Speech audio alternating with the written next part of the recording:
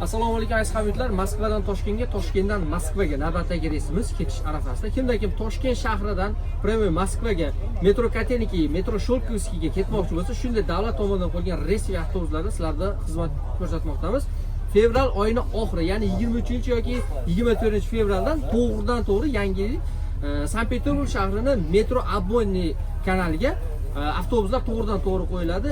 Bu dushanba hamda juma kunlari reyslar o'z vaqtida kechki soat 19:00 da qo'yilish arafasida. Kimdan kim ketmoqchi bo'lsa, Sankt-Peterburg shahriga fevral oyining oxiridan mart oyidan уже bemalol Peter shahriga ketsanglar bo'ladi.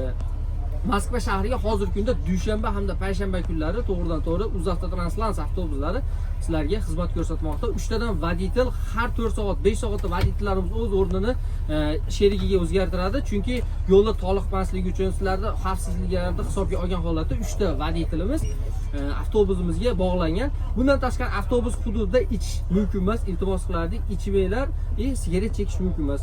Har 6 soat, 8 soat sanchasi bo'ladi. O'zini maxsus joylari bor. Azizlar, shuni esdan tutinglar, maxsus joylarga to'xtatiladi xolos.